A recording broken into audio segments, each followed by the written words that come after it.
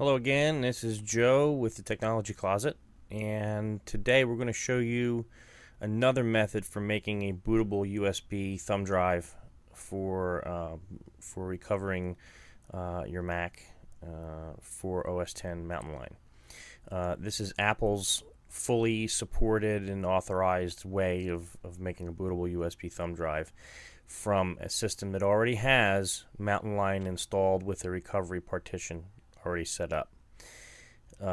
Basically, this is not going to give you an entire installable version of OS X. That is more done by Lion Disk Maker.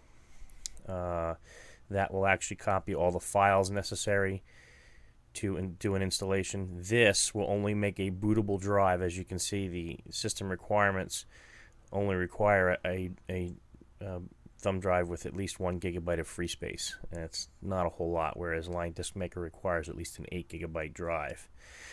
So what this is going to do is allow you to boot the system into an installation mode, but if you do an installation from this, the installation application is going to go out and actually download the entire close to 5 gigabytes of files necessary to do the installation of Mountain Lion. There's pluses and minuses both ways. This way here, you're always guaranteed of having the latest and greatest installation package. In other words, when Apple released 10.8 and then they released 10.8.1, they update the package in the App Store all the way up to 10.8.1. They're actually at 10.8.2 right now. So when you go boot off of this thumb drive and do an installation, it's going to download whatever the latest one is. So you'll have less system updates once your system is installed and you come up the first time. Lion Disk Maker, that will install whatever package you had downloaded, 10.8, 10.8.1, whatever it is. It'll download that. It'll install that onto the thumb drive, and then when you do an installation, it actually just installs. It doesn't go out and download anything. So it's actually a little bit quicker as well, Lion Disk Maker. At any rate, we'll go ahead and proceed with this setup here. You basically want to download the Recovery Disk Assistant. You can go to support.apple.com and to the knowledge base here and do that, or you just do Google search for Recovery Drive Assistant, and it's usually the first or second link. So click here to download it. We're going to go ahead and do this. And I will warn you that I'm going to do this actually unrehearsed. I'm actually going to download this now live on the video, and we're going to run it unrehearsed. I haven't tried this before yet, so on this virtual machine. So we're going to go ahead and see what happens here. It's kind of like live TV back in the day. Okay. All right, Recovery Disk Assistant. Now let's see. We can run this from here, and we want to say open, and we agree. Now it found the disk untitled, which is my blank USB thumb drive. And it warns me any information on the disk will be erased. So make sure you're 100% sure when you select the disk and click continue. You don't care if anything's erased on this disk, because it will erase it, and you cannot stop it. We're going to go ahead and continue. It's going to ask for my administrator password. I'll go ahead and put that in.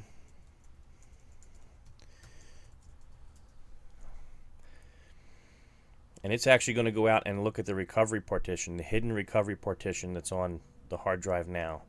And it's actually going to basically copy that to this USB thumb drive. The recovery partition, even if you boot to that, doesn't have the installation files there to install OS X. What that will also do, if you boot to the recovery partition and do an install, that also goes out to the internet and downloads the latest version of the installation files. Then it installs it. So you're talking, an extra, depending on your internet connection, you're talking an extra maybe 15 to 20 minutes to download the files that are necessary. and that can actually increase the time. So if you're looking to deploy this pretty quickly, and Mac is not like Windows in that when you do an installation of an operating system that's been released 6 months ago, you're not going to have 500 gigabytes of updates pending, that you're going to have to run several times and do several reboots.